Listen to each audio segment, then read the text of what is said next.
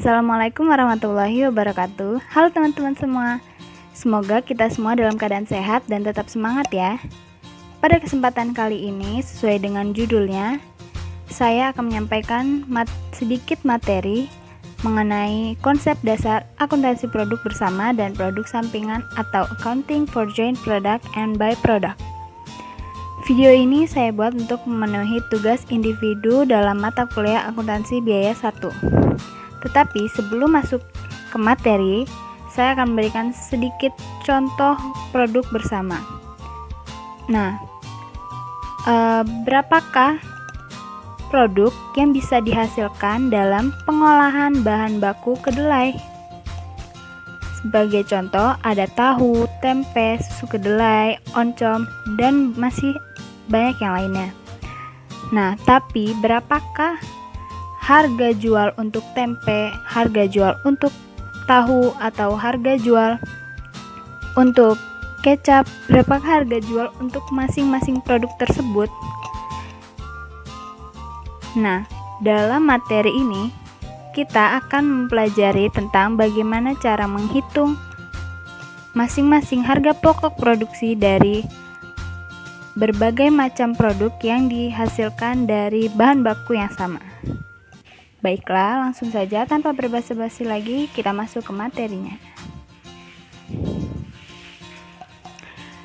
Baiklah, ini adalah referensi atau bahan bacaan yang saya gunakan untuk membuat materi ini, yaitu ada LM Samrin tahun 2012, buku akuntansi manajemen informasi biaya untuk mengendalikan aktivitas operasi dan informasi. Kemudian ada jurnal dari Septina LC Ahayat tentang alokasi biaya bersama untuk produk gabungan pada Sivil Lestari Ambon. Kemudian ada juga jurnal Nur Ahmad Syaiful Mujab yang berjudul alokasi biaya bersama pada produk sampingan dalam menghitung harga pokok produksi pada pabrik tahu Legowo. Baiklah, pembahasan materi yang akan saya jelaskan yaitu pertama ada produk bersama. Di sini akan dijelaskan pengertian, karakteristik, dan contoh produk bersama. Kemudian ada biaya bersama. Di sini akan dijelaskan tentang pengertian biaya bersama serta akuntansi untuk biaya bersama. Kemudian ada alokasi biaya bersama, yaitu yang dijelaskan pengertian alokasi biaya bersama dan manfaat alokasi biaya bersama. Kemudian yang terakhir adalah tentang produk sampingan, yaitu pengertian, karakteristik, serta contoh produk sampingan. Baiklah, kita masuk ke pembahasan yang pertama, yaitu mengenai produk bersama. Nah, apa sih pengertian produk bersama? Jadi, produk bersama ini adalah dua produk atau lebih yang dihasilkan dari satu input bersama. Produk bersama ini dapat berbentuk produk utama, atau juga salah satunya merupakan produk sampingan.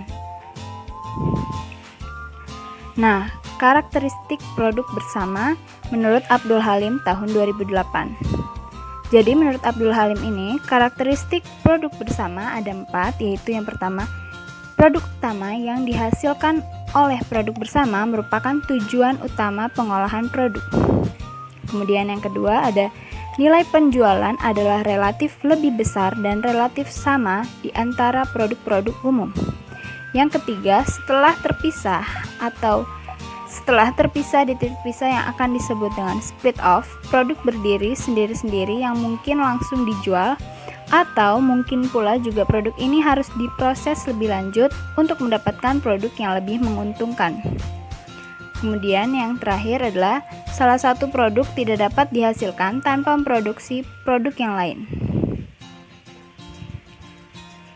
Nah, titik pisah atau split off yang tadi saya sebutkan adalah titik saat produk akan melalui proses lanjutan untuk terpisah menjadi beberapa produk.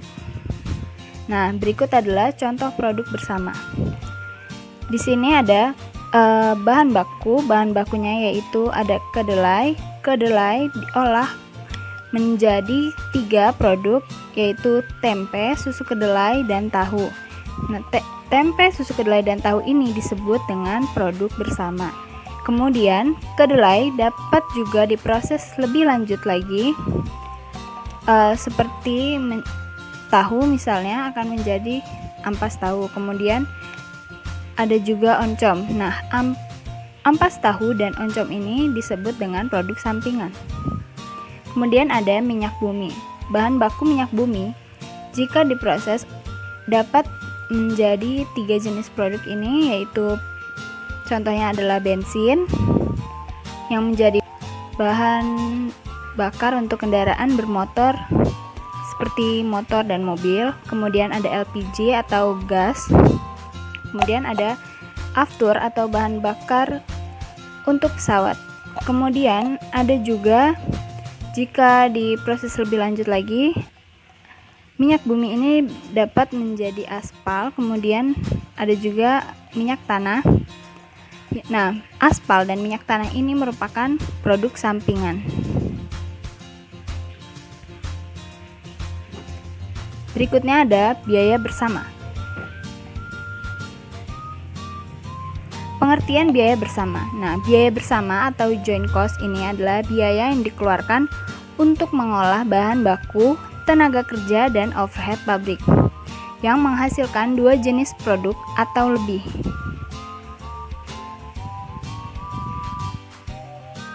Nah, dalam perhitungannya, biaya bersama ini menggunakan 4 metode.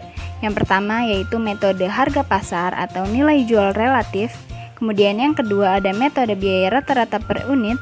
Ketiga ada metode rata-rata tertimbang. Dan yang keempat ada metode satuan fisik. Nah, metode harga pasar atau nilai jual relatif ini terbagi kembali menjadi 2, yaitu metode harga pasar saat split off dan metode nilai jual hipotetis. Yang dimaksud dengan metode harga pasar saat split off yaitu metode yang perhitungannya dialokasikan ke masing-masing produk sesuai dengan perbandingan nilai jualnya. Sedangkan metode nilai jual hipotetis, perhitungannya dialokasikan ke masing-masing produk sesuai dengan nilai jual hipotetis. Nah, harga jual hipotetis atau nilai jual hipotetis ini adalah harga jual produk, kemudian dikurangi dengan biaya untuk memproses lanjutan setelah pemisahan. Nah, pembahasan materi yang ketiga yaitu alokasi biaya bersama. Alokasi biaya bersama adalah pembebanan biaya bersama ke objek biaya dari biaya tidak langsung atau biaya bersama ke objek biaya. Nah, apa sih manfaat dari alokasi biaya ini? Jadi, alokasi biaya ini digunakan untuk menghitung harga pokok dalam menentukan nilai persediaan untuk tujuan pelaporan keuangan internal dan eksternal. Selain itu juga digunakan untuk menentukan laba dan untuk memudahkan perhitungan biaya bersama kepada masing-masing produk. Contoh kasus metode harga pasar saat split off. Nah, ini kita ambil contoh kasus 1 untuk biaya bersama, yaitu dengan menggunakan metode harga pasar. Contohnya, penggilingan kedelai Sukamakmur pada bulan November 2020 mengolah kedelai sebanyak 2000 kg dengan harga 7.500 per kilogram. Biaya proses yang dikeluarkan sebesar Rp700 per kilogram. Produk yang dihasilkan berupa kecap 1.200 liter dan sari kedelai 800 liter. Harga jual kecap Rp10.500 per liter dan harga jual sari kedelai Rp4.500 per liter. Untuk bisa dijual, kecap membutuhkan biaya tambahan Rp500 per liter, sedangkan sari kedelai tidak ada tambahan biaya. Nah, pertanyaannya adalah berapa alokasi biaya bersama untuk kecap dan sari kedelai? Baik, di sini biaya produksi itu terbagi 2, yaitu biaya bahan baku dan biaya BTKL tambah biaya overhead pabrik. Biaya bahan baku 2000 kg, harga per unit Rp7.500 menjadi 15 juta. Jadi harga per unit dikalikan dengan unitnya, 7.500 dikali dengan 2.000 kg hasilnya adalah 15 juta rupiah. Kemudian untuk biaya prosesnya tadi itu adalah 700 rupiah. 700 rupiah ini dikalikan dengan 2.000 kg hasilnya adalah 1.400 rupiah. Nah, total untuk biaya produksi atau harga pokok produksinya yaitu 16.400.000 rupiah. Kemudian alokasi biayanya untuk kecap dan sari kedelai, yaitu kecap tadi harga jualnya adalah 10.500 rupiah. Kemudian sari kedelainya 4.500 rupiah. Kita total dahulu untuk harga jual kecap dan sari kedelai menjadi totalnya 15.000 rupiah. Kemudian untuk menentukan proporsinya, kita akan membagi harga jual dengan total harga jual kemudian dikalikan dengan 100. Jadi 10.500 dibagi 15.000 kemudian dikalikan 100 hasilnya adalah 70. Kemudian untuk sari kedelai proporsinya 4.500 dikalikan dibagikan dengan 15.000 rupiah kemudian dikali 100 hasilnya adalah 30. Kemudian untuk alokasi biayanya 70% ini proporsi kecap dikalikan dengan biaya produksi 16.400 rupiah hasilnya adalah 11.480.000. Ini adalah biaya produksi untuk produk kecap.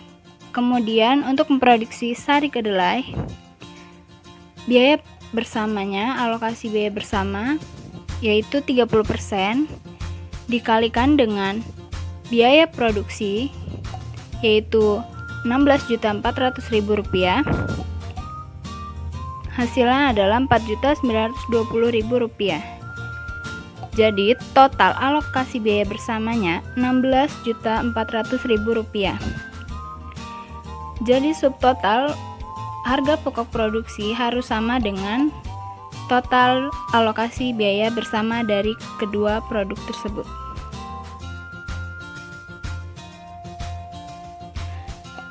Materi keempat, pembahasan keempat yaitu tentang produk sampingan. Nah, produk sampingan ini adalah suatu produk dengan total nilai yang relatif kecil dan dihasilkan secara bersamaan dengan produk utama. Karakteristik produk sampingan ini yaitu dihasilkan bersama dengan produk utama dalam suatu proses atau serangkaian proses tanpa dimaksudkan untuk membuat produk ini. Kemudian nilai penjualan dari produk sampingan ini relatif lebih kecil atau tidak berarti bila dibandingkan dengan produk-produk utama. Ketiga, dihasilkan dalam jumlah unit atau kuantitas yang lebih sedikit. Keempat, terkadang memerlukan pengolahan lebih lanjut dan pembungkusan. Dan yang terakhir, produk ini tidak dapat dihasilkan tanpa memproduksi produk-produk utama. Nah, contoh produk bersama dan produk sampingan. Seperti yang saya sudah jelaskan sebelumnya, produk utama atau produk bersamanya itu merupakan olahan utama dari kedua bahan baku. Jadi seperti kedelai, produk bersamanya itu adalah tempe, sus kedelai, dan tahu. Kemudian oncom dan ampas tahu ini merupakan produk sampingannya. Dan begitu pula dengan minyak bumi, bensin, LPG, dan aftur ini merupakan produk utamanya. Sedangkan minyak tanah dan aspal ini merupakan produk sampingannya. Nah, itu tadi penjelasan mengenai akuntansi produk bersama dan produk sampingan dari saya. Kurang lebihnya mohon maaf. Apabila ada saran, kritik maupun pertanyaan bisa ditulis di kolom komentar. Jangan lupa untuk like, komen, dan share ke teman-teman kalian.